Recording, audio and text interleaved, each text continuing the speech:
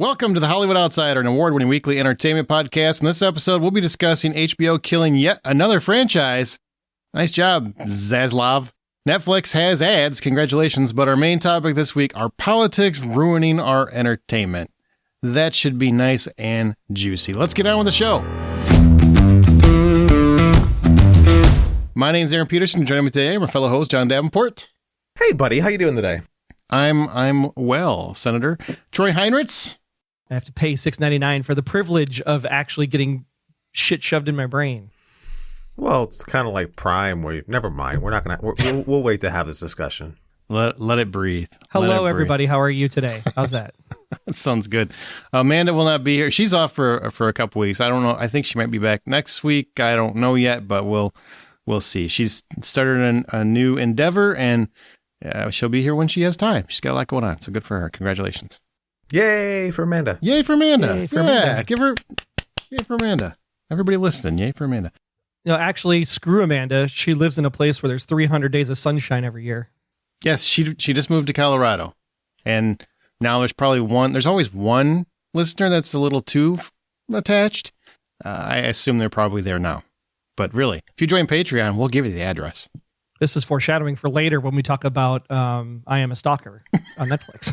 Right. Or you can just send me money directly and I'll get you her address. Wow. We're awful people. Okay, well, speaking of awful people, what a segue. So HBO, they're having a year. Boy, they are having a year. Their stock price has plummeted. I guess David Zaslav has a plan. He was cutting a lot of revenue, whatnot. And I get it. There's a lot of debt. They want to curb that debt. Fine. And also curb our enthusiasm. To tie in to their show. Well, Westworld has come to an end. Westworld. HBO Discovery's David Zaslav has struck again as HBO canceled Westworld after season 4 and before what would have been the show's final season. That's what Jonathan Nolan and Lisa Joy have already said. HBO said, no. So we don't get that. We don't get a movie. Troy, we have done the Beyond Westworld podcast for several years. Since the inception, we were the very first Westworld podcast available on the interwebs. Truth. That is truth.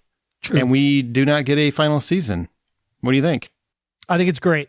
What? I think this makes every sense because when we did the final episode of the Beyond Westworld podcast at the end of season 4, we said the ending sucked unless it was a series finale, in which case then it was awesome. And guess what? It's now the series finale. So the ending was fantastic to the end of season 4. I don't think that's what I said. You can go check that tape. I don't think I said that. I think what I said was... That's what you said. I said it wasn't a great finale, but it works as a series finale. I didn't say I loved it. It works as a series finale. If we didn't come back, fine. But boy, people are not happy. But hey, great. David listening to our podcast. Awesome, David. Thanks so much. Appreciate you. Yeah, that's what happened. Taking our advice. That's what happened. He was listening. Seriously, I mean, we've got, our Beyond Westworld group has like 30,000 members, and I think 28,000 of them were just enraged, just very, very, very unhappy. Now, John, as somebody who, you stopped watching Westworld, right? You just stopped in season 2, I think, if I remember right. I didn't even make it to season 2. I watched the first few episodes of season 2 and I went, nah. So I want to ask you a direct question. Okay, I'll give you a direct answer. I appreciate that. It would be really weird if you didn't. Mm-hmm. Season 1, I would argue one of the best seasons of television of all time, overall as one season. I agree. Okay. Agree. So, Look, Troy, this isn't your question. Hold off. Why did you stop watching? I was just confirming John's response. John felt better about his answer. Understood. Why did you quit? What made you say only a few episodes and you're done? Because I see this as a trend. It's not something that's very uncommon. It was a very common occurrence. People watched season 2 and then they stopped coming back. You're right. Season 1 was just a perfect season of television and a perfect season of entertainment, period. And to come back and start with the way season 2 started, which I barely remember how it started. I just recall sitting there watching season 2 and thinking to myself, I just don't care. And I don't know why I stopped caring about those characters. Maybe it was the span of time between season 1 and season 2, because I remember that window being pretty big. It just, for whatever reason, it just stopped resonating with me as a good story and something that I wanted to stick with, because I just felt like season 1 was chef kiss good. Oh, it's fantastic. My son has an argument that he feels if the show would have only been one season, it would have been heralded as one of the greatest limited series of all time. I would agree with that. I would agree. wholeheartedly agree with that. I agree as well. Okay, Trey, now we're back to you. So you're glad that they said we're done, other than the fact that it kills one podcast, but of course it can't be Blacklist because that thing's going to live forever like a freaking zombie. I mean, I think it would have been interesting to see, from where it ended and where it could have gone. I think I'm disappointed to not know what would have come next and how they would have made it different from the first season because of how it all ended basically back at the beginning. Mm-hmm. Like we were on a loop. Huh? I don't think what you did from there. that point, I'm disappointed. But at the end of the day, the ending was such a bad ending for season 4 that it was kind of like we said, it's like it would have worked as a series finale. And I think that it's a pretty decent series finale based on all of the seasons we did sit through and how it all kind of wrapped together. That at the end of the day, if humans make robots are going to be no different than humans. It's kind of the same exact thing that Battlestar Galactica touched on, that the loop and continuation is going to happen no matter what. So we actually need aliens to build robots, is what we decided. Of course you would say that.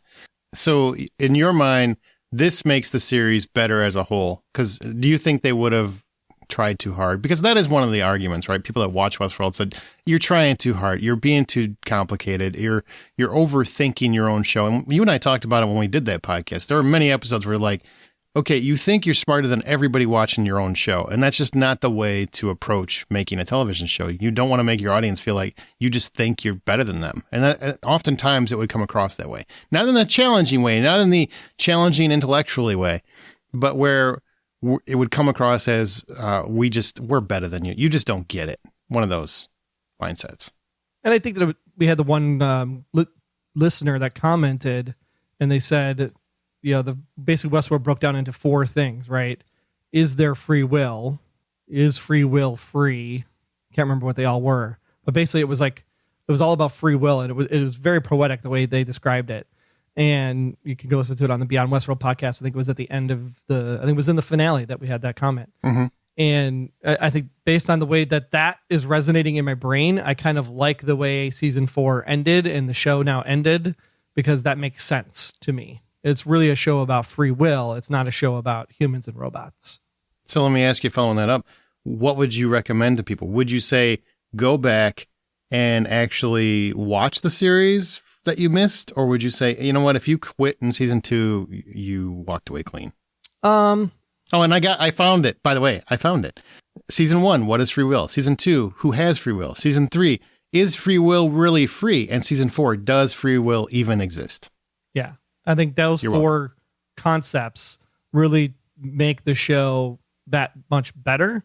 And I think part of the challenge with the show is that season 1 is a damn near perfect 10-hour movie. It's perfect. Like if you were to have the choice to sit down and watch the 3 extended edition Lord of the Rings or 10 episodes of Westworld season 1, 10 episodes of Westworld season 1, I think would actually win. And I am a huge Lord of the Rings fan. The problem with season 2 was that because season 1 was so creative in its twists and turns and surprises, people tried to think too much, right? Top Gun Maverick, don't think, just do. And if you just sit down and look at season 2 as a whole and watch season 2 as one sitting, as a 10-hour movie, season 2 actually works pretty brilliantly. They all work. And They all if you work just- in hindsight. Yeah. 3 is a little bit of a different show. So you have to just be prepared that 3 is a different show. And 4 is actually very reminiscent of season 1, almost too much in a way. It's almost like watching the 7th Star Wars movie, being a reflection of the 4th Star Wars movie. So, but at the end of the day, it's really, really well done. When the reveals actually happen, you're kind of like, oh, it had that season 1 kind of like shock and awe to it. Yeah. Until you get to the very, very, very, very end, and you're like, oh, that's kind of like a really crappy way to expose the last hour. And I'm just kind of like, no. But it does work as a series finale. It does. You kind of need that exposition because now it is a series finale, and it makes sense. It's the kind of series finale where you're going to have to, where do you want it to go? It's really kind of in similar to the show itself, where it's basically positing where do you want your story to go. That's kind of how the finale ends. Is basically where do you see the story going? It's kind of in your head. So it's leaving it up to the viewer, which is not a bad thing. And it is I've liked every season. I haven't disliked any of it, but we'll see. I still say 4 seasons in a movie. Let's hashtag it. Hashtag 4 seasons in a movie. Let's see if we can community this, and maybe we'll get a movie to wrap it up the way that the showrunners wanted to. But it is what it is. We got to move on to Netflix with ads. Well, one more thing we should say, Westworld was actually produced by Bad Robot, J.J. Abrams' company. So the way the season 4 ending happens is a very Bad Robot ending. Jesus Christ, we stopped for that. Yeah, we had a good momentum going, and then you ruined it. All right, well, Netflix with ads has begun. For $6.99, you can hear once again. I'm sorry. Netflix with ads has begun. For $6.99 a month, you can once again have TV just like you always have known it. It's like the same thing you grew up with, except now you're paying $6.99 for it instead of just watching it on your TV. You got annoying commercials. There's about 4 to 5 minutes worth per hour. But many showrunners are also upset. Their shows are being interrupted with ads, like Shonda Rhimes and Mike Flanagan. They're not happy. It's interrupting our storytelling. But that's not deterring Netflix. They're going forward. You can also still pay extra for no commercials. So it's not like that isn't an option. It's just if you want to watch these shows and not have to pay, the premium price, you got to deal with some ads. What do you think about this option, John? I actually don't think it's that bad of a deal. $6.99 to get some commercials, just like you would with Hulu or any of these other services, or you pay whatever you want for whatever other tier of service you get. I've been I've been enjoying a lot of Freevee, which is Amazon Prime's free with commercials kind of service that you have access to, and I'm finding that the commercials aren't really that big of a deal. I appreciate it because I'm not watching anything on there that I haven't seen 1.5 billion times already, or anything that I have to pay 100% of attention to. So it's really just there as noise, and the commercials aren't really that big of a deal. Except for that stupid Splat commercial for Nintendo Switch, Splat, Splat, Splat. That's making me crazy. I think I might kill somebody over that commercial. But that's so wild. Overall, like the idea of $6.99 for commercials, that's appealing to somebody specific, somebody, a college student or somebody who's trying to save some money, or somebody who's doing the same thing I'm doing with Freevee, which is throwing something on the TV that they've seen 1.5 billion times and not really caring what it is, just so that they can have background noise. I don't know why people are freaking out about this option. Like, there are people genuinely mad about it. I'm like, it's not forcing you to take it. If you already have the $20 premium 4K option with no commercials, it affects you in no way, shape, or form. It's only if you absolutely want that plan. That's it. What's the big deal? I don't get it. That's the thing. I don't understand why people are freaking out about it. I think they're afraid of Netflix saying, okay, we're going to finally throw commercials at you for $6.99. And what's going to stop them from eventually, for those people paying $20 a month for the 4K HDR version, like what's going to stop them for charging those people more or making them watch commercials? And the answer is you pay more money. That's bottom line. They're not. I doubt they'll ever go after anyone that pays more than $7 a month for commercials. I mean, the bottom line is that it's not Freevee, okay? Freevee is free. I don't have to pay for Freevee to get ads. I think you have to have Amazon Prime to do it, though. I don't think you can watch it without... You have to have Amazon Prime. Right, exactly. You have to have Amazon Prime. That's not free. Which doesn't have ads. But that's not free. So all Netflix had to do is say... They just had to say, I have basic, $10 a month. I get Netflix, no ads. And then... the somewhat shittier shows that people don't want to watch get ads. They already have this. Literally, that Netflix has a $9.99 no commercial option. $6.99 is for people that want to pay a little bit less and are willing to deal with commercials because they're okay with 4 to 5 minutes. So for $3 a month, that's $3 a month. Hey man, you don't judge other people's finances. You don't know how tight some people have it. I'm saying if you can afford $6.99, you can probably afford $9.99. I've seen Otherwise, you many shouldn't people. be paying for Netflix at Hold all. on. Hang on. This is coming from the guy who's playing who plays Russian roulette with streaming services every single month. Yeah, every month. You're like, I'm going to do the trial on this one. I'm going to cancel this one. I'm going to do that. So if you can afford one service, you obviously can afford the other service. Why do you need to do this? It's a great point, John. You're welcome. I'm interested. I'm just saying, I'm not paying $7 for the privilege to have someone stick things into my brain that do not belong there. It was the same thing with Peacock. Peacock was $5 with ads, and then $10 for no ads. So I'm paying more to get ads on Netflix than I did on Peacock. Do you season your steak with hypocrisy, Salt? Right.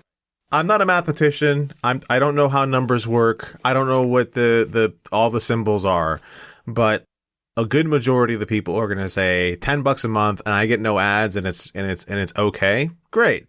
Another smaller amount of those people are going to say, hey, $6 a month. And then I get to watch ads. $7 a month. Yeah, you know, yeah, you get it. You get it. Like the whole thing is like, mathematically speaking, there will be a bunch of people who will decide that $3 charge is worth saving to just sit down and have ads. It's just going to work out that way. Especially when you have multiple streaming services that are competing for the same dollar. I mean, all that stuff adds up. $3 here, $3 there, $3 there. That's, that can add up to $20 a month. Right. Mm-hmm. Now, Hulu is $7.99 a month with ads, so $1 more. But then their non-ad plan jumps an entire $7 to $14.99 a month. So well, then you're getting a like bargain. Netflix coming Nothing in to at complain about. Nothing. There's a bargain there. It's a bargain. It's a deal. Netflix is saving you money. It's a great deal. What are you arguing for? Are you just trying to get the opposite point for no reason? I don't understand what your point is. No, I'm just saying Netflix. An ad tier for Netflix should have been $4.99 or less. That's what I'm saying. That there isn't enough incentive for me to buy the company ad tier. decided you always say, no, should have been in this. Like, why do you always know better than Netflix, the multi-billion-dollar corporation? Because if I'm looking at, because the whole purpose of this is to get subscribers, right? So if I'm coming into Hulu, for example, and I look at it and say, ooh, $8 a month or $15 a month, that's a significant difference that I might say, you know what? I'm going to sign up for the $8 a month because that's a big jump.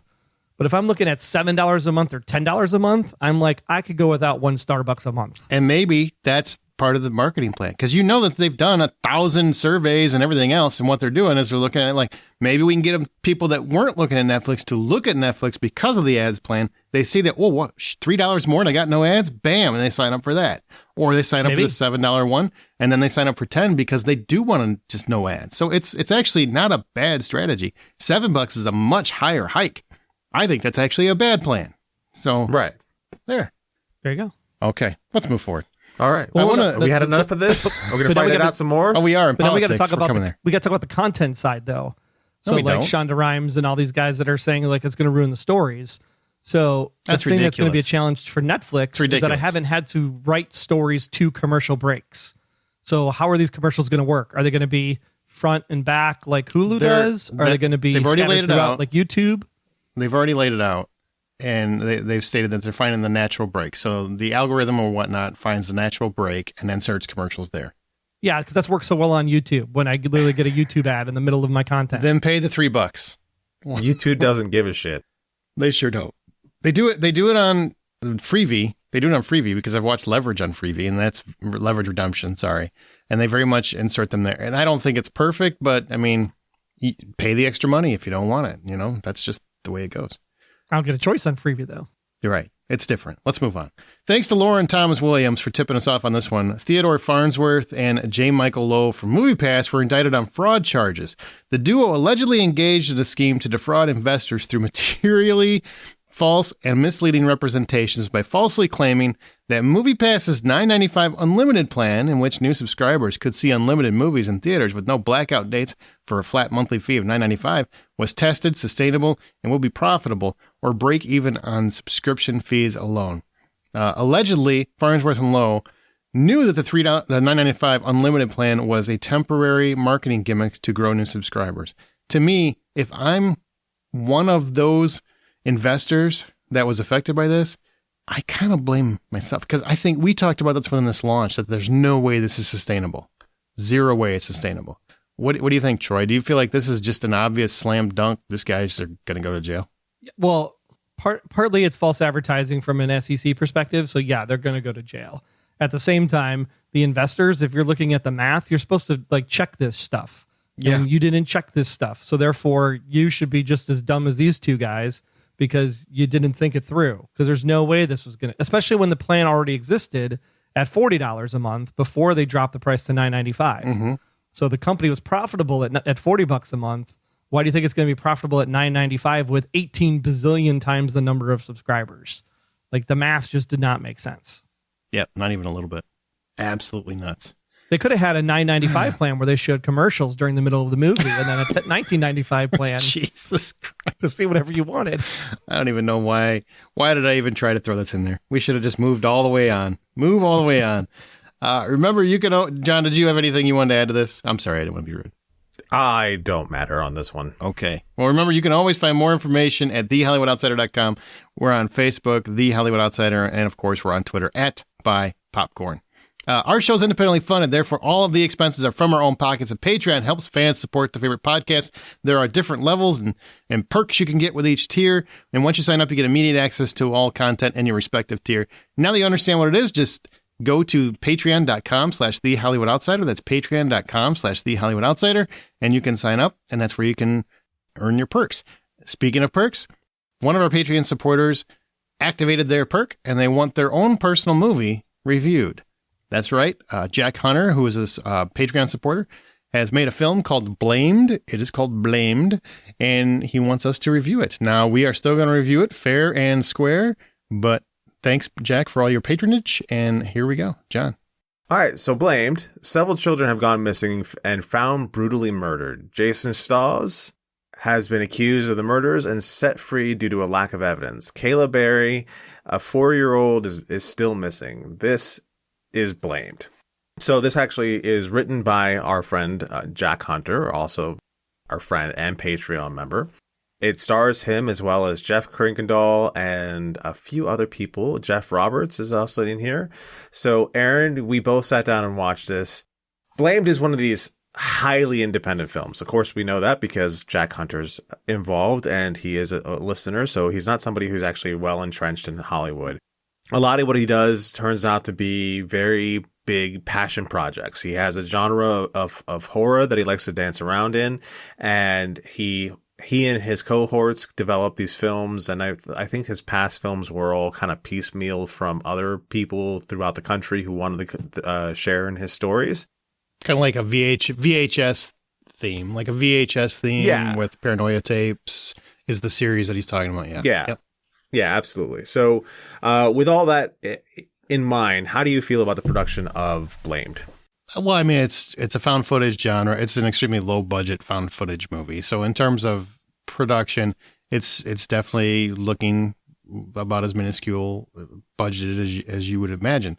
I will say I've seen some of the other Paranoia Tapes. This is definitely one of the better options that he's done. I think there's a lot of creativity here. They're trying to improvise quite a bit in terms of how the storytelling is done, or maybe not improvise, but they're being creative in how the storytelling is done. It's like a mix of found footage and clips from newscasts and also surveillance footage. So it's a very eclectic mix in terms of production. Yeah, I thought there was a lot of interesting use of the technology that he had available to him. You know, some of the quibbles that I had with his choices that he was making, that there was the on-screen text that was coming from the text messages from an iPhone. Mm-hmm. That could have been something that was better executed through the intro credits. So he could have used that whole bit of storytelling while he's doing the intro credits to really condense some time, but also make better use of the real estate that he's working with on there. Well, I think it would be better if it was Google. Should have been Google, man. Google's the way to go.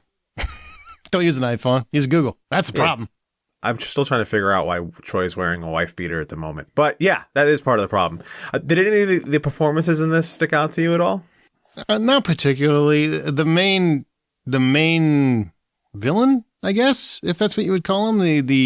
There's basically a captor takes the accused hostage and is threatening their livelihood, and that's part of what's being filmed. And that whole performance was kind of interesting, and it's got a very cool, like, venomous mask that I kind of dug. I really dug the look of it, and that was a fun play. Yeah, no, that was a pretty fun play. I thought Jack coming on screen and doing his thing, I think he's shown some real big growth in the last few years since the last thing we've seen him do. Yep. So I was really taken by his performance for the most part. The Venom mask wearing character, I think there should have been some more play done with the lighting in the room to take advantage of some of the effects that was being, like, the mask itself does. Mm-hmm. And then there was the reveal at the end, which I thought was pretty spectacular. Is there anything in this story that resonated with you? Well, I mean, it's about a father and his child goes missing, and this person is accused of doing something to that child. So yeah, I'm a dad. It connects for sure. I like the idea concept wise. I like that you pointed out Jack's grown as an actor. He has. The concept is really cool.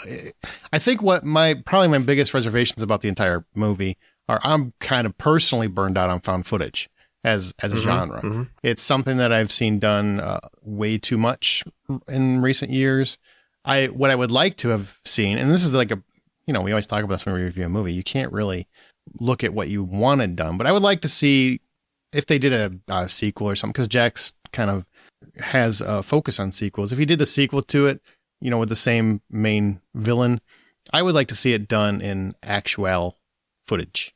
I would like to see it done in the really real world, as it were. Yeah, I agree with that 100%. It's, Jack's growing as an actor. He's growing as a writer. It's time to see him grow in his production style to develop something that's more of a conventional movie versus something that's found footage or using found footage methods to tell a story. Yeah. All right. So if $10 full price admission, what do you give Blamed? I give it 4. And keep in mind, found footage is a genre that I am burned out on, so I'm trying to acknowledge that. But I do think, I think he's definitely growing, and I look forward to seeing what he does next. And I would like to see it in the real world. That's what I want to see, Jack. If you're listening, which I'm sure you are. Is he listening? I'm sure he is. Do we have to pay him to have him listen to our show? Yes, that's how it works. Okay, he pays us, we pay him. That's how it works. Check is in the mail. All right. The check is in the mail. Gotcha. So yeah, I'm gonna go with $4 also. I like the idea of $4 because of the amount of growth that I'm seeing in his storytelling, the amount of growth that I'm seeing in his actual acting. So yeah, $4 is good for me. All right. Now, is there any recent film or TV recommendations not previously discussed? I want to talk before anybody else does. I'm taking over.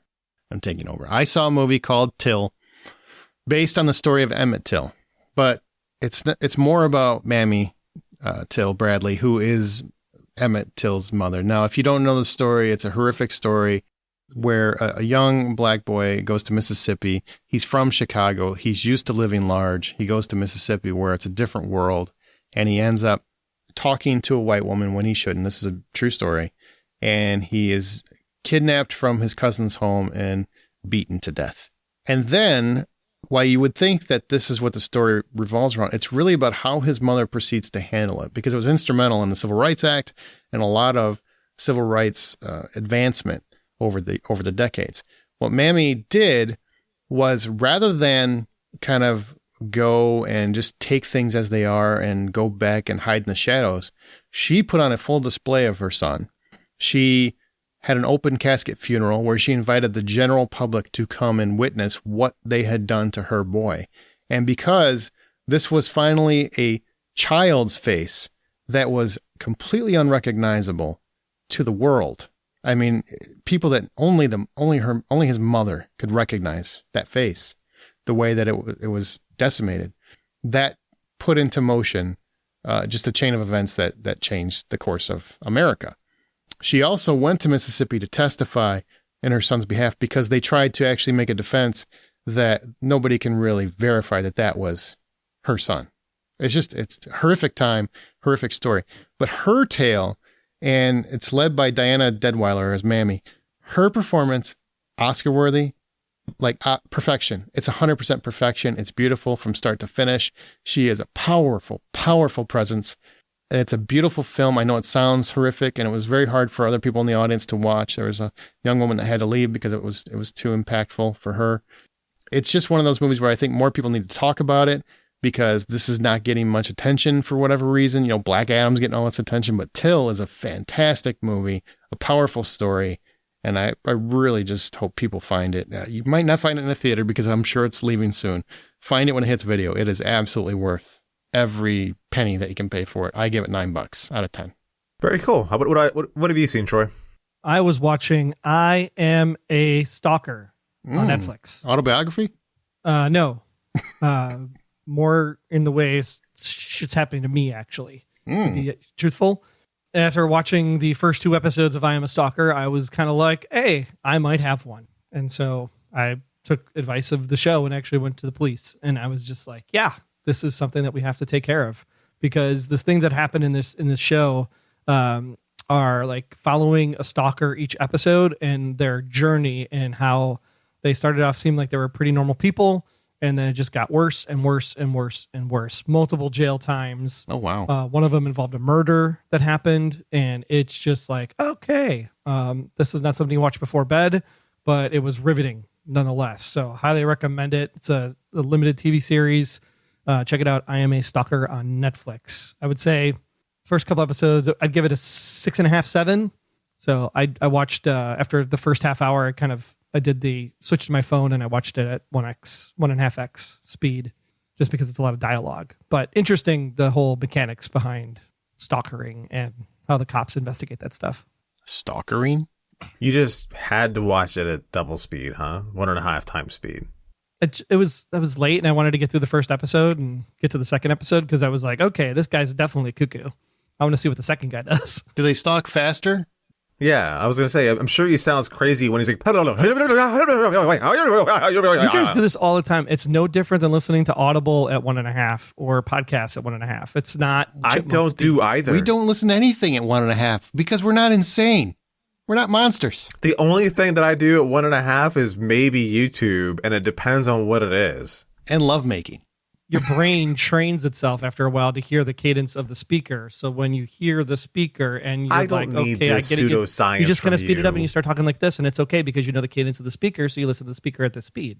Yeah, that's pseudoscience. I don't buy it. Anyhow, I watched from Roku. I watched Weird this weekend, and that's Daniel Radcliffe's debut as Weird Al Yankovic in the Weird Al Yankovic Story. And oh my God, it might be my favorite movie of the whole year. Really? That feels like be right up your alley.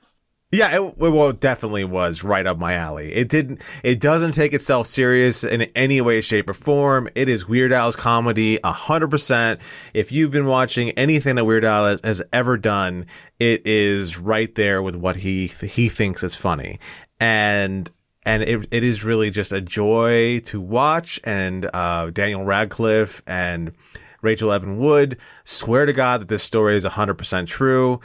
I have my doubts.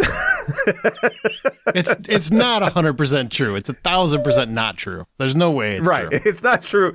Well, I am still convinced that he wrote Eat It before Michael Jackson wrote Beat It. That's all I'm going to say. Okay. All right. It was a lot of fun. I was laughing. I was crying. I'm going to go to Weird Al's memorial. It's really a good time. And if you get a chance to sit down and watch the Weird Al story, which there's an awful lot of Daniel Radcliffe walking around without a shirt on, and dude is ripped, man. He's ripped. He is unreasonably in good shape, you know. And then they got Rachel Evan Wood as Madonna, and that works, man. It really works. It's a special moment. I also saw Enola Holmes 2, which I don't know if you guys watch Enola Holmes, but I like this series. It's Millie Bobby Brown as Enola Holmes, who's the sister of Sherlock Holmes, who's played by Henry Cavill. So right, you got Superman in there. And this time she's taking on a case to find a missing girl, and it revolves around actually a real-life historical situation. It's fun, and Harry Bradbeer returns as the director. It's fun. It's engaging. It kind of has a very similar vibe to the Sherlock Holmes with Robert Downey Jr. series, like in terms of how it's shot and how it moves and how it flows. And and the action and whatnot. And it's fun. It's one of those great little family films that I think more people should probably give a chance to. It's on Netflix, so if you haven't seen it, Enola Holmes 2 is definitely worth watching. Millie Bobby Brown is a very talented actress. She can do a lot of things. I really wanted to sit down and watch it because I did enjoy the first one. I just didn't have time this weekend to sit down and watch it. I was too busy with reruns of Kitchen Nightmares or something. That was more important. Okay. Hey, before we move on, Ben Foster, an Academy Award winner, Michael Caine, star in the action-packed epic Medieval, now streaming on Redbox. This sweeping saga of war and betrayal is inspired by the true story of one of the greatest warriors in history. A daring mercenary fights for freedom against corrupt kings as they battle for control of the Roman Empire. You can stream Medieval instantly on Redbox On Demand today. It's rated R from Paramount Pictures. Everything about that sounds awesome. Ben Foster is a fantastic actor, and Michael Caine is Michael Caine. So definitely check out Medieval. It's out now. If you want a chance to win a digital copy, we are giving 5 of those away. You can enter to win at contests@thehollywoodoutsiders.com. Contests@thehollywoodoutsiders.com. Use the subject line, "Let's Get Medieval," and your name, and we'll respond to the winners. All right, let's move on to our From the Outside In topic.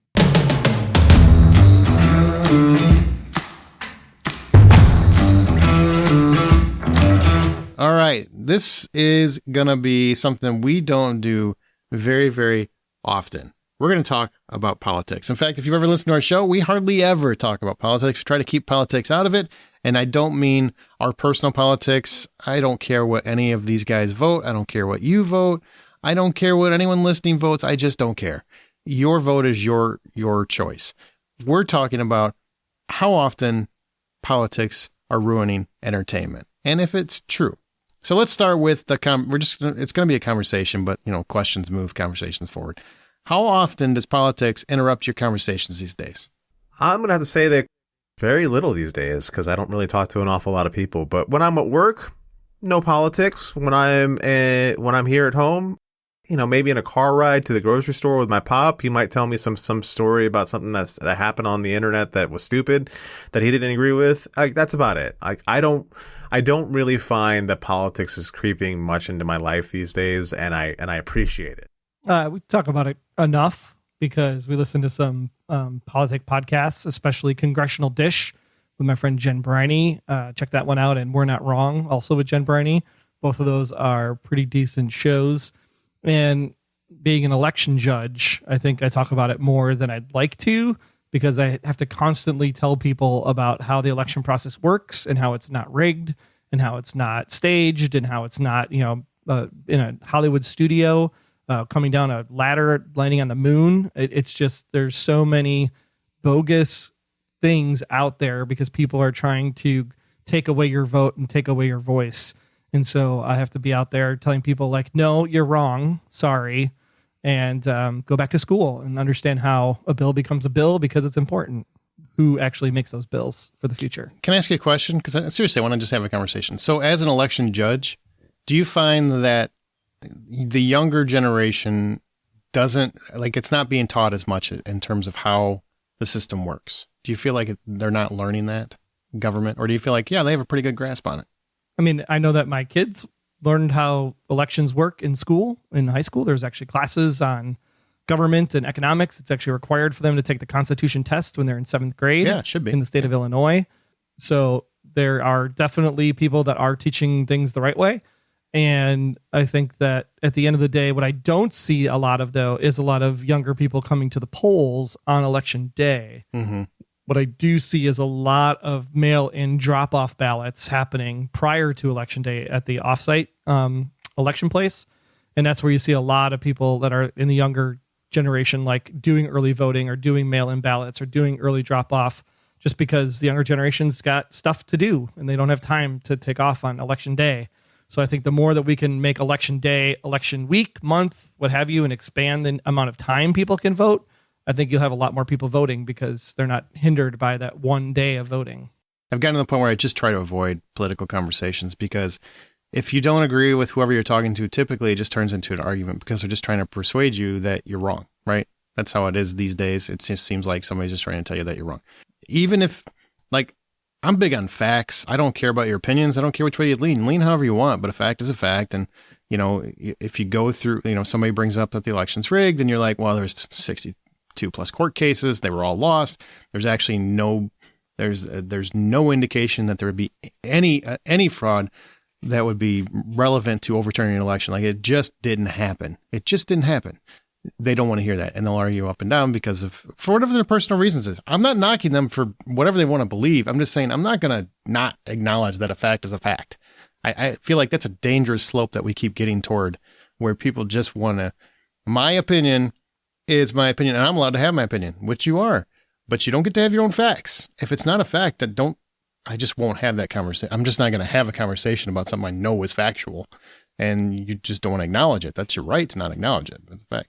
So it ends up happening quite frequently, especially because I have half of my family is on one side of the aisle and the other half is on the other side of the aisle. I'm firmly in the middle, always have been.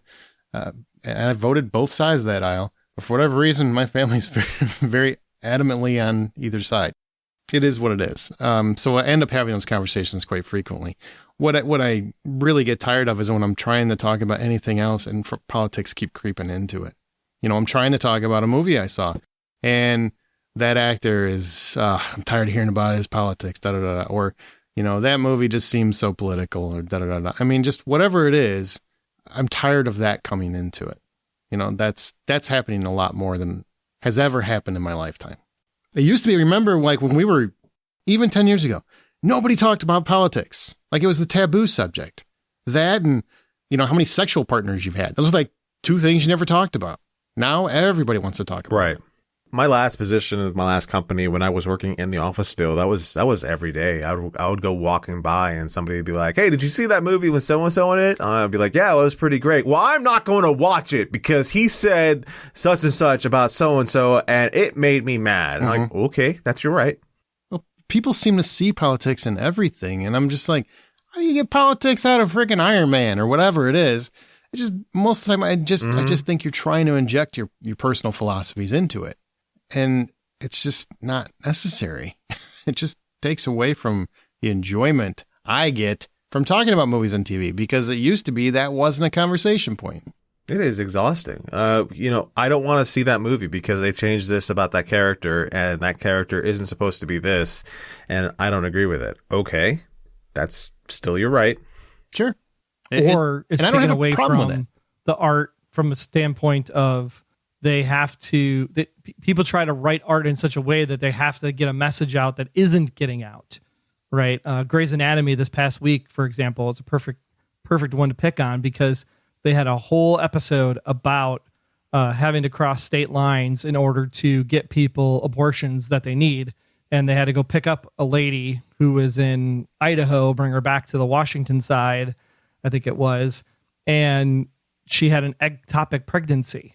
And literally could not get the surgery to save her life from an ectopic pregnancy because the doctors in Idaho are afraid to perform a D&C because they don't want to get sued because it's against the law to do an abortion. And so these are the kind of stories I think that are good in entertainment because they're showing that it's not like they're not trying to kill babies. They're trying to save women from certain procedures because the procedure is called a D&C, which is the same procedure that's done during an abortion. So these types of stories need to get out there in the media. I don't know if I agree with that. It's the ones where you're pushing the agenda is the other issue. I don't know if I agree. Like, I will say, I mean, I get what you're saying. You're in a way that show is trying to educate people, right? It's Grey's Anatomy. I don't know if I'd take anything they had to say as education though, personally, but you know, to each their own. Right. But in the same token, if somebody says I watch Grey's Anatomy and I'm just turned off by the show because I don't want my politics and my entertainment, I get that argument. Because everywhere you go now, somebody's talking politics. Like everything is political now. Everything you do is political. You know, what we did with healthcare was politicized. You know, all that vaccines to try to help slow the spread was politicized. Everything has been politicized in the last several years. And it just keeps getting amplified. I would be exhausted if I were them too. You know, I feel like some people just want to shut them down and say, oh, this is important, Well, they're burned out, man. I mean, at some point it gets exhausting to keep hearing about political actions when I just want to watch a stupid medical show that's been on for 27 years and should have been canceled 10 years ago. You know what I mean? I think that hurts entertainment in a way, because it does turn people off to it. And they have a right to be exhausted and be tired, because to be fair, Hollywood tends to lean left, right? We can all agree on that. And so they're constantly preaching in many respects whenever they're taking on a topic. They're preaching their own agendas. Would you guys agree with that? Sure. That's fair.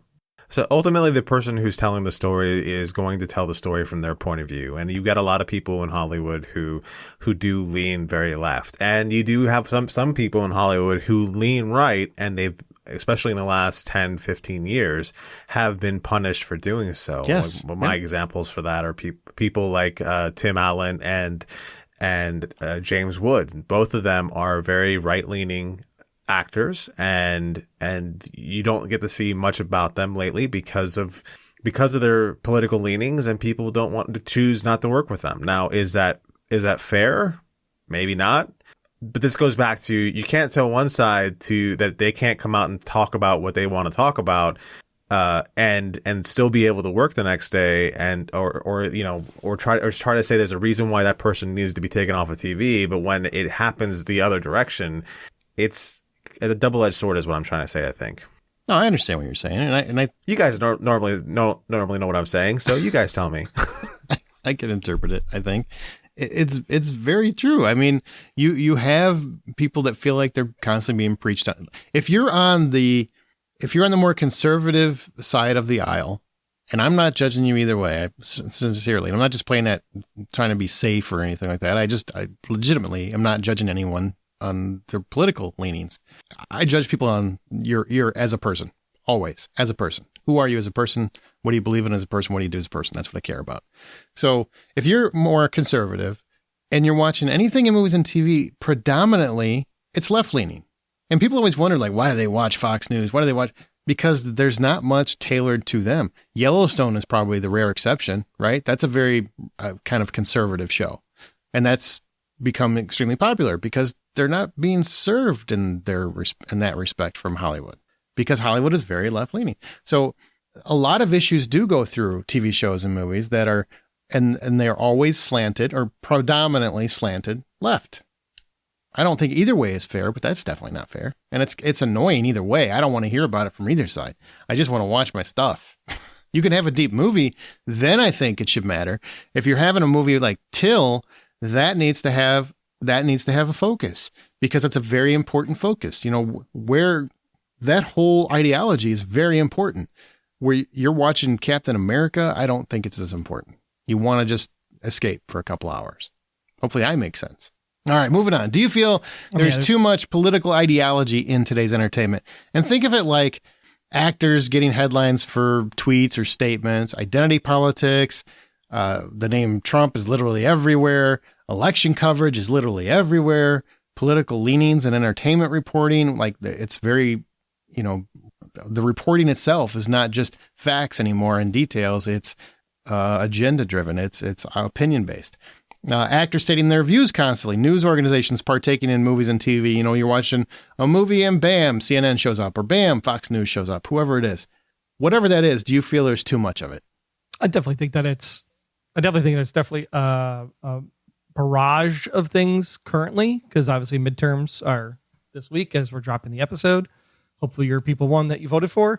I don't think it's as over the top in your face as it is during a presidential year.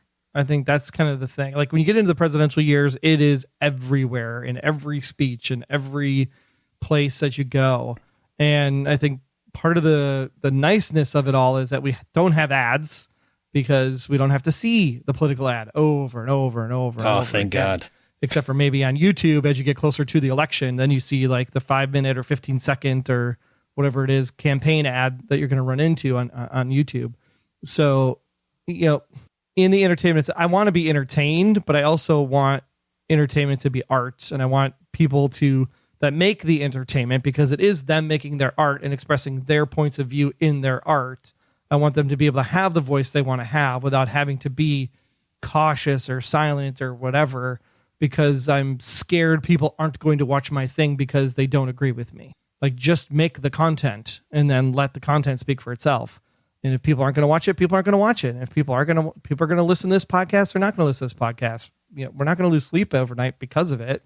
We're going to put out the content we want to put out, and then people can decide for themselves. Also, I just went completely blank on whatever it was we're talking about, but I guess it was because of this politics, and so my brain just goes, let's just shut down for a little bit and not be a part of this. I am a little annoyed at the idea that politics have become so, it's starting to become its own brand of entertainment. It's no longer something that is informative. It's no longer anything that is trying to convey news or any of those things. It is entertainment, and we should start trusting it the same ways we trust entertainment to a lot of different degrees, because ultimately when you're looking at things, you're looking at the points of view of people who have that same standing as the entertainers that you're constantly berating for giving their opinion on things. So I find that the fact that it is entertainment and that we can't take it seriously is becoming more and more disenfranchising to the rest of us, or to all of us in general, because of the idea that we can't trust what we're looking at. Yeah, that's extremely frustrating, because it's gotten to the point where, and, I don't know if it's started with Trump or before then, but it feels like more politicians are interested in celebrity than they are actually, government, which is what they're supposed to be there for. Like Marjorie Taylor Greene has been kicked off of every committee she's been on. And so she's actually not doing anything effective in government, but she's a huge political star. She's constantly all over my TV, and I don't even watch much news, but she's everywhere. She's on Twitter. She's on, everywhere. And she's not even doing anything with her actual job. Go look up her record. Her record sucks. She's not doing anything. And it happens on both sides. I'm just saying because she's the first one that pops in my head. That's not what it's supposed to be about. We're giving power to people that aren't even doing anything. They're just using it to rile up their base over and over and over again. And because of that, because that's what news wants to do now, is they want to constantly be getting ratings. They're trying to be more entertaining. So they're just focused on those particular personalities. And it's infecting every other avenue of entertainment. All of the late night shows, they have to do political jokes now. They didn't used to even do that. Johnny Carson and Jay Leno and Conan O'Brien, they tended to stay away from political humor. Now that's every late night show. And it's always typically leaning left. It's just too much, man. It's exhausting. And here's the stuff that bothers me in terms of too much political ideology. Like if you say you like Dave Chappelle currently, I'm just giving examples, okay? Don't attack me. If you say you like Dave Chappelle or J.K. Rowling currently, somehow you're against trans people. Just because you enjoy one of their comedy specials, or you enjoy Harry Potter or whatever, that's the return of investment on that statement to you in social media. You guys agree with that? Like, that's how quickly that turnaround is. Yes, it is. Mm-hmm. How does that track? Like, you can't be a fan of somebody's work and still disagree with their viewpoints, or maybe you agree with their viewpoints. I don't know, but does that devalue them entirely because this is not your viewpoint? Like, that's where we're at. No one gets to have any other opinion for anything. They can't enjoy an entertainer's work, even if they don't agree with certain personal statements. I feel like people are greater than one or two viewpoints, and we're losing that completely. Or is that a reasonable place that we're in currently? Or is that just we're in an absurd moment in time? Everything is absurd. Everything's crazy. Nothing makes sense. Cats and dogs, no longer identifying as cats and dogs. It's a lot.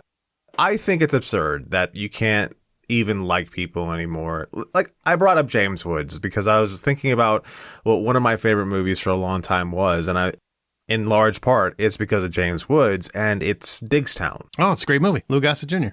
Yeah, Lou Gossett Jr., James Woods, a boxer and a con man, are trying to win over a town. Yep. And James Woods is an interesting person on screen. He's an interesting person off screen when it comes to his political ideology, and yet you don't get to see a lot of what he's doing anymore because Hollywood isn't having him anymore. I don't think it's necessarily fair.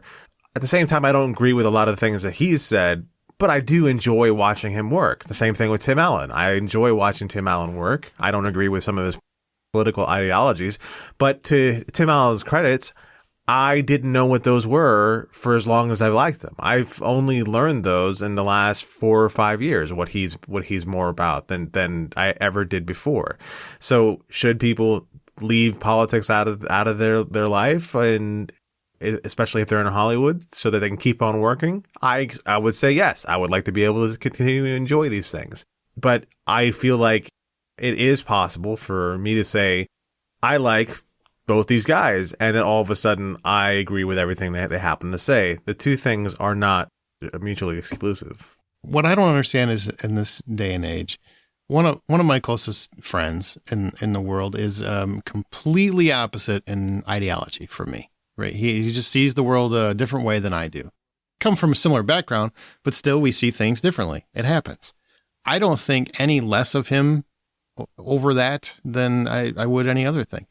To me, I know him as a person. I know who he is. I know his heart. So I know who he is.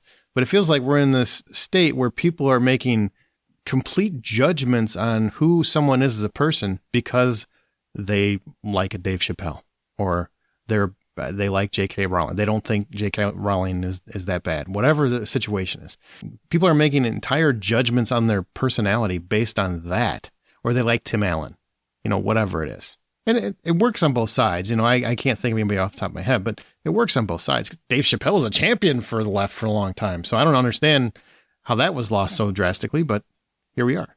No question. Just a statement. It's just something that bugs me. It is something that you can be bugged by, because this is the thing that frustrates me about us, was that we're becoming so one side or the other. I can't think of the right word at the moment, but it's becoming so much so that we can't even have conversations anymore. We don't have the energy to want to be around those people, and yet here we are, and it's just feeding into more of the problem, which is that the farther and farther apart we are, the more and more unstable the country is in general. And we need to start doing things that bring us back together again, as opposed to find reasons to find out, oh, you're a liberal, I want nothing to do with you, swipe left. You voted for Trump, swipe left. That's just, it's exhausting. We should be able to have these conversations, and we're missing out on a lot of things that are beautiful about life by throwing people in these camps and saying, I don't want anything to do with these camps. I think that's why people forget that purple is actually a royal color. It's also my favorite color, just not when it's for the Minnesota Vikings. But we need more purple people. And I think that's part of the issue, is that we've locked ourselves into this two-party system. And because of the two-party system, we don't have any chance of any other color being represented. Whether it's green, whether it's yellow, whether it's purple, whether it's white, brown, I don't care. The red and blue parties need to stop, and we need to figure out who are the purple people that are actually going to get this country, because there is way more moderates than there are far right or far left. Well, it's never going to happen if people stop having conversations. We got to a point where people stopped having actual conversations. A conversation is not what I say and then ignoring what you say. It's actually hearing someone else's side, listening. Listening means actually taking it in, and maybe being open to reevaluating something. I'm not saying your whole world outlook, but maybe understanding where that person's coming from, because everyone has a different life than you. So everyone has a different upbringing and circumstance and financial position and class. All that stuff is varied specifically for every single person. So how you feel like you can judge someone based on how they voted for one thing. I've had this, like I said, I talked about, half my family is one side, half my family is the other side, right? So one side of my family is very religious, and I'm fine with either side of my family. I think they're all wonderful people. Well, the part of my family that's very religious are obviously against abortion. Typically, most religious people tend to be against abortion for whatever their personal reasons, but they see it from their perspective that it's murder, where those on the left don't see it that way. They see it very, very different. I think both arguments are fair if you just take a second to look at the person's perspective. I'm not saying right or wrong, because I have my own personal perspective, but I don't discount them as a human being, because in their mind, they look at it as murder, and it's hard to dissuade them from that. They feel like once a life is there, it's a life. It should be protected. I understand all the arguments. I'm not saying that there isn't a valid point to your argument if you're listening and you're yelling at your radio. I'm just saying, look at it from their mindset, if you take 5 seconds to listen to where they're coming from, to them, it's no different than killing someone on the street. Like, that's just how they look at it. It's a different perspective that's not yours. I'm not saying it's right. I'm not saying it's wrong. I'm saying it's different. And we don't take the time to listen to those different perspectives. And just on the same token, if you're on the left and you're for it, you see it as it's a woman's right to choose. It's her body. It's not your place to determine. It's you believe what you want. You don't get to determine what someone else does with their body. It's their body, and maybe they don't consider it a life until it's, several months down the road. Whatever it is, everybody has a different perspective. And if you're on the right and you're against abortion, you need to take the second to look at someone else's opinion. Maybe that's a factor. And left to right, same thing. We don't have that anymore. We don't have nuance. We don't have conversations. So that topic comes up like you're talking about in Grey's Anatomy, Troy, and everybody that's watching that has already made up their mind no matter what. That's not changing anyone's mind in this modern society. And I think that's where entertainment has a purpose, because entertainment should be having these conversations, because we all can sit down, whether we're white, black, red, blue, doesn't matter. We could all sit down and say, hey, Grey's Anatomy is still a top 20 show, and we can watch Grey's Anatomy together. And then we can have those conversations. I think entertainment is going to help drive those conversations to happen, because if we're going, well, I watch Fox News and I watch CNN, that's not going to happen, because that's still staying within the bubble. We need artists to basically push the envelope to have us think about things critically and differently. And I hope that both sides of a story, though. Both sides of the story. Yeah. For sure. Well, the part of the problem in that both sides of the story is that especially with Hollywood doing what Hollywood does and everything being very one-sided, the people who are portrayed from one side to the other are always portrayed as cartoon characters of what's really going on or what their thoughts are, or the most extreme version of not great. And there's a lot of people who are like, well, wait a minute, that person who's not great, I really agree with the points of view, but they're making them look like a toothless moron. I would be upset about that. Yeah. That's because you're open to nuance. What is nuance? Exactly. So can you separate politics from your entertainment, or are politics ruining your entertainment? Separate. Still going to watch the shows that I like. If I like the story, I like the story. Can you watch a show that is completely for a specific frame of mind that you're completely against, whatever that is politically? Can you watch that and enjoy it as the show it is, or does that bother you? I mean, if there's equal representation in the show, so like, let's say the show is for... Nope, I'm not saying equal. I'm saying, can you watch a show that's, let's say, because we've all agreed that it's predominantly left-leaning topics, right? It seems to be. Sure. That's Hollywood. So can you watch a show that like maybe advocates for ending abortion? Like say if you're for abortion legality, can you watch a show that is not for abortion, that's against abortions? Well, that's a touchy subject. Why don't we go guns? Okay. So I lean towards the left, right? I'm still very purple, but I lean more left than right. But when it comes to I have a right to own a gun, I absolutely think that's true. I don't have a right to own a semi-automatic weapon that shoots off 1,000 rounds in 5 seconds. So I think, yes, there should be some gun reform, but I'm not saying take away guns permanently. So if the show were to be like a gun show, sure, I'd watch gun shows. That's not a big deal. What if they're pro AR-15? If it's a show that's like advocating for AR-15, maybe they even throw in a little commercial for an AR-15. Can you watch that and enjoy the show for what it is? Like, can you truly separate yourself? I mean, it depends on like how over the top it is. I mean, if it's a military show where they're, trying to recruit kids or whatever to come to the military, and it's like whatever. What was that one show, like the FBI or whatever it was with Chopra? Oh yeah. Quantico. Yeah. It was like Grey's Anatomy, but for the FBI.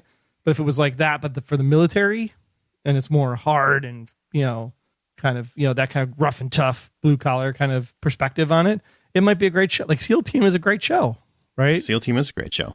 There's one that was Scott Foley was in one that was like the unit with Dennis Hasbrouck and Scott Foley and somebody. Those are great shows. I mean, there's nothing wrong with military shows, right? Support the military. Military's there for a reason.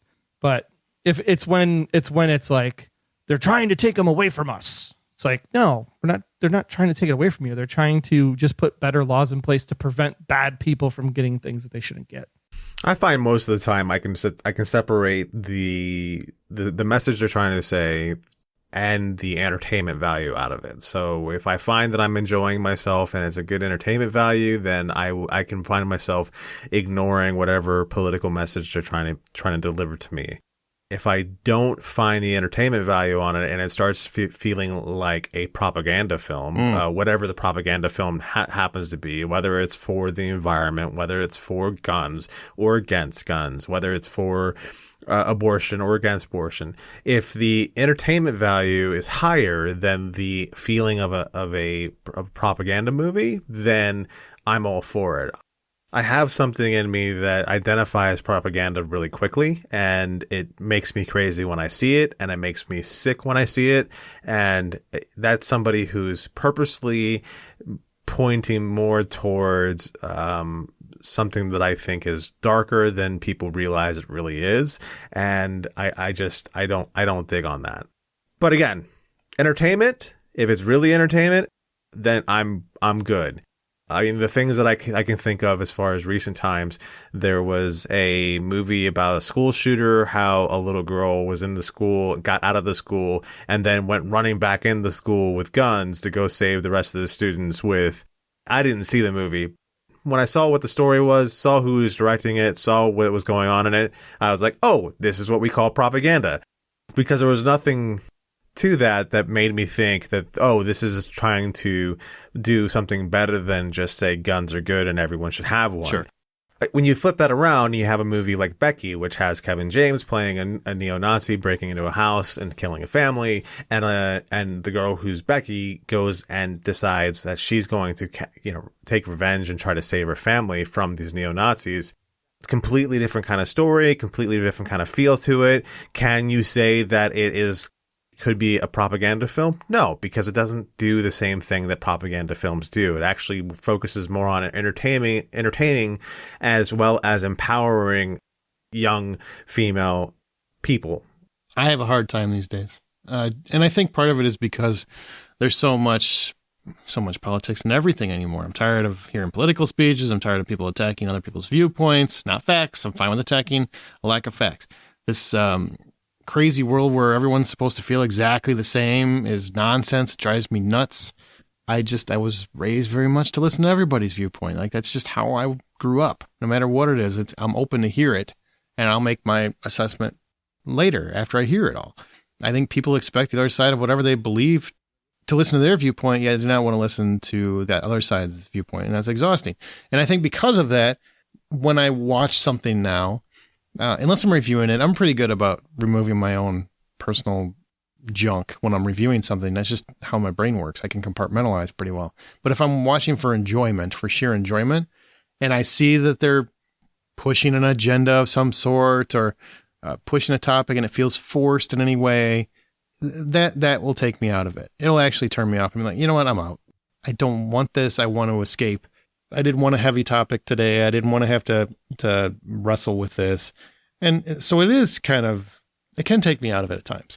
And there is one particular topic that always will take me out of it, is if, I was in the military briefly. My grandfathers were both in the military. To me, when I see anything that is kind of not attacking political motives or anything of that nature, but attacking the soldiers themselves or kind of making light of them, that always kind of takes me out of something, because I know how much they sacrifice and they've given and don't get back. And that one will always affect my entertainment level. Otherwise, I'm just sick of politics and my stuff. I'm tired of people bringing it up for no reason and wanting to have a whole conversation about it pertaining to a movie or a TV show they just watched that I don't even understand. How did you get that? How did you reach that end? Ugh. All right, let's get some listener thoughts here. We asked in our Facebook group, which is where we do our polling. We asked listeners, are politics ruining entertainment? Right? And then we're going to talk about what they have to say. Daniel Bellum says, no impact to what I watch. I only watch light, entertaining things, so just avoid anything that isn't that. Some impact to what I surf. Hard to enjoy Reddit when front page keeps getting the national or local politics. F you, democracy. Yeah. I mean, I see that in entertainment news too, all the time, where they're because they want those clicks so drastically, they are trying to incite people to be outraged. Like if any person tweets something that's even remotely inappropriate, they are throwing it into an article and trying to get people to buy into it because that'll just get them clicking like mad and reading all the articles that follow. You guys know what I'm talking about? Yeah, no, that's exhausting. It's all of that is exhausting, and it's one of the reasons why I've cut down my Facebook activities down to maybe 5 minutes a day is what I give to Facebook these days. I really just can't do it. If you're not going to show me a pretty picture, I don't want anything to do with it anymore. All right, Andreas, always a good listener and Patreon supporter, so thanks as always, Andreas. Juicy topic. I don't think politics. Oh, yeah, it's juicy, Andres, but I think these two are dancing around a little bit because they don't want to get on Twitter hell. But I don't think politics ruins entertainment. I've gotten in trouble before. That's true. You have. I understand. People's reactions and shitstorms on the internet do. That's fair. Jason West. For the most part, no. But the current political environment we live in is one contributing reason Top Gun Maverick was the huge hit it was. The movie was considered the quote-unquote anti-woke by many. People needed to feel like true Americans, and unfortunately being considered a true patriot has become a two-edged sword. I hate the word woke, by the way. I hate the way it's used currently, Jason, but the way that it was originally intended, and it was being used to describe things that we should be, injustices that we should be alerted to, the original intent was a very, something people should be proud of. It's been distorted, of course, by people. What do you think about Top Gun Maverick? You think it was the anti-woke movie? I don't know if it was anti-woke necessarily. When you go into Top Gun, people know what Top Gun is. It's a fighter pilot movie. They're going to go fight some Russians. And I think it also did really great because everybody's kind of like back in that kind of Cold War mentality right now. Russia attacking Ukraine. Russia's the bad guy. It's something that people could rally behind. And I think it was, put out at the exact right time for Americans to kind of feel like Americans again. Our problem with politics is that we've become, North and South, blue and red, two Americas. Top Gun was like, we are all back in it. Like we were after 9/11 where we're all helping each other. Yeah. When did it become wrong to be like a real, like proud of your country? Like, why is that bad? When did that start? We can be disappointed in certain things and still like, hey man, go travel the world. We've got it better than a lot of people. The number one thing is that we need to figure out a way to just limit terms of people. Politics was not supposed to be a career. It was supposed to be run to, support your people. And then when you're done, get out so that we have new ideas. And that's the challenge. We don't have critical thinking because we don't have new ideas. I've said for at least 2 decades, term limits will fix most of what's wrong that you feel is wrong with America. We have people that are running the country that have been running it for 70 years, it feels like. Actually is like at least 50 or 60. It's ridiculous. A great example of like how you come together. They were trying to make a hybrid Audi Roadster, and Audi basically called this YouTube guy and said, no, you're not allowed to do that. We're going to go ahead and do it for you. And they basically told the engineers, like, stop everything you're doing. All we are going to do is work on building this one car. And it is like the coolest $12 million piece of machinery you've ever seen. And everything in that car is technology that didn't exist before. And now that technology is now going to be making its way into like 2024, 2025 Audis that are for the everyday people. So like that's the things we need to do as a society is be able to just say, stop. We're all going to get in a room. We're all going to work on this one thing and fix one thing at a time instead of trying to fix everything. Interesting. I'm sure there's enough people who can go get in different rooms about different things and we can deal with more things at once. We can't even fix one thing right now. That's the problem. Let's start small. Start small. If 3 of us can get in a room and make a new movie out of something, then, we should be able to figure out how to fix aging highways and power problems. Oh my God. It's ridiculous. It takes us years to do things that you can go to China and Japan and other countries and they get it done in months? It's ridiculous. Absolutely ridiculous. That's a whole nother, we'd have to start a podcast for that topic. The fact that we don't have high-speed rail like they have in Asia is just astronomically confusing at this point. No, it's not confusing. You know why. We price everything out of existence and we're not as efficient. Right. Simple as that. Ty Nelson, I'm pretty good about steering away from movies or TV that look like they're politicized. What bothers me most about this topic is award shows. I really wish winners' speeches were more about the art, careers, and processes of making films and less about causes. Also, any politician who successfully bans political ads will win my vote. I'm so sick of seeing the commercials nonstop when I'm trying to watch something on TV. Award shows. Like, I think we've talked about this before, but I agree. I don't need your political ideology in your speech. You're winning for something you did in a film. Maybe spend that time thanking the crew or talking about the art itself. Or do you guys feel like, hey, if it's a reasonable and notable cause, that's the time to make it? Where do you guys land on that? Yeah, definitely no award show. Yeah, I'm tired of seeing it at award shows now, and especially seeing how everyone has a free and easy access to being platformed at any given moment in their life anymore, especially if they already have a huge band of followers behind them. There's no need for them to stand up and distract from the award shows anymore, because they can just take their award, they can go on stage, whip out their phone, do a live video. I just got the award for this. Don't beat your kids, and then walk away. Excuse me while I whip this thing out. Sorry. You said whip out my phone. I'm Blazing Saddles comes back. Your point is well accepted. Sorry, I ruined it. Lauren Thomas Williams is coming in hot with his. You ready? Sit down. I don't think politics is ruining entertainment. I think a lot of people don't want certain people's politics in entertainment. While I agree you can tell when things are lazily shoved in a story and not done with nuance, the perpetual crying of woke ruining shows and films is just racist and, yes, colonizers wanting to keep what they thought was only their stale. You're right. Entertainment should be an escape. For many, for too long, they can't escape what others just consider politics, and their art, whatever it is going to echo that. I do think the industry thinks the only solution is to place underrepresented groups and existing properties and call it diversity. True progress would be original stories from these voices succeeding without the crutch of an established property. Also, he's got a second point to that.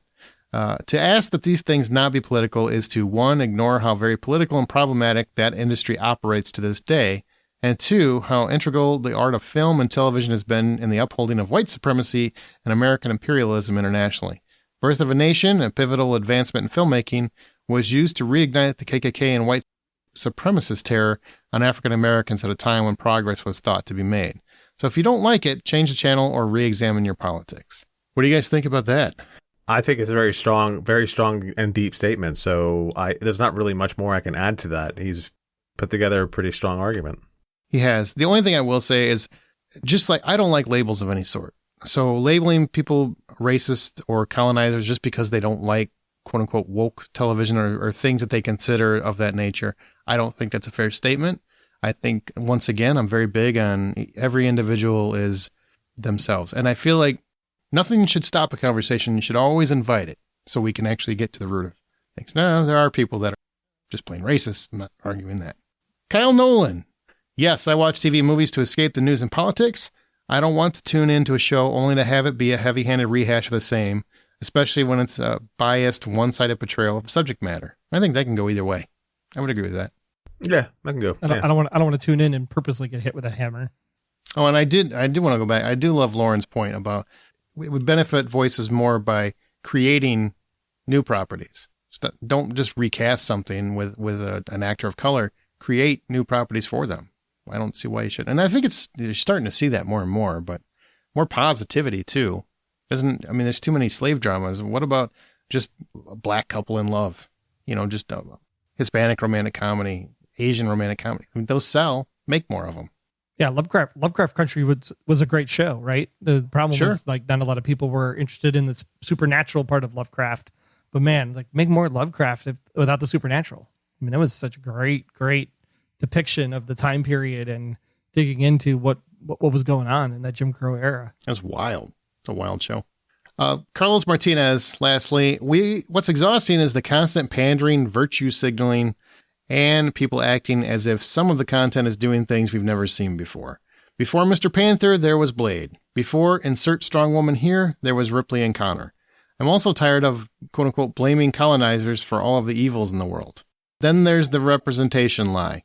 First of all, there are no Hispanics in Star Wars. What draws me in are relatable characters, not something superficial like the way they look. That's a big one, I would say. Like, there seems to be, every time someone of color is cast in anything now, it's made to be a big article.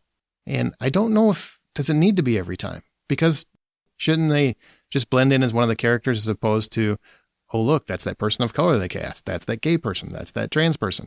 You know what I mean? I mean, I guess I kind of get more trans because they're still trying to find footing in the entertainment industry. So that's remarkable when one is cast in a prominent role. But gays and people of color have been cast in prominent roles for years. So why is it still being clickbait, I guess? It's still trying to push the envelope of representation.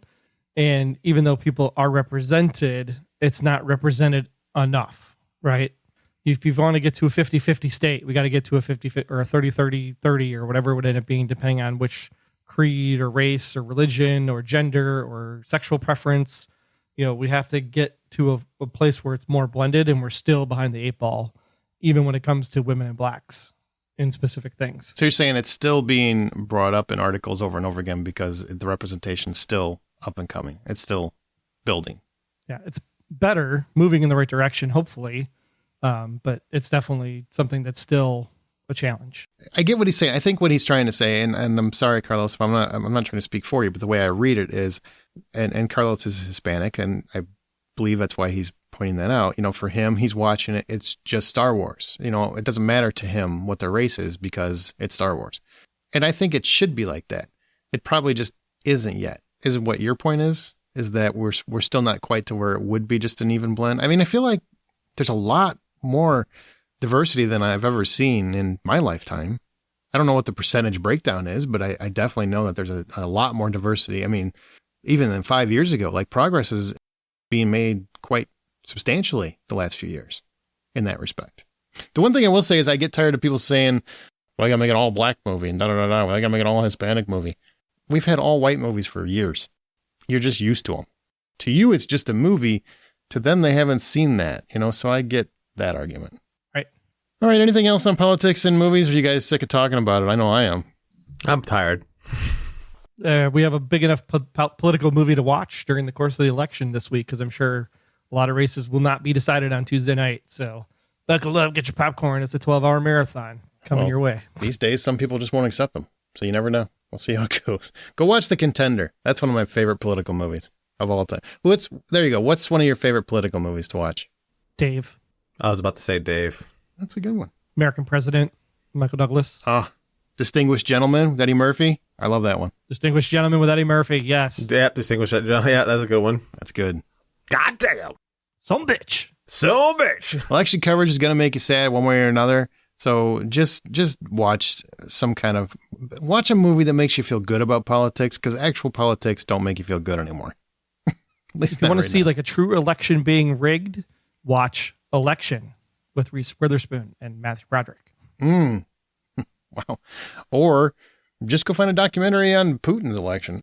Share your thoughts on this episode or anything else in our Facebook group or on Twitter @BuyPopcorn. Our site is thehollywoodoutsiders.com. And you can rate and subscribe us. You can find John's artwork on Insta or Twitter @RJohnDraws, Troy and @TroyHeinritz, and also on Beyond Westworld. Rest in peace.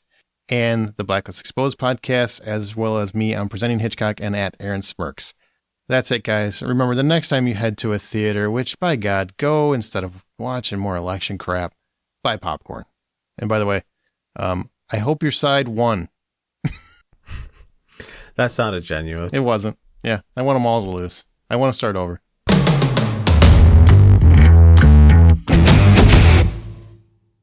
Welcome to the Hollywood Outs. All right, God damn hold it. tight. Fucking hate you.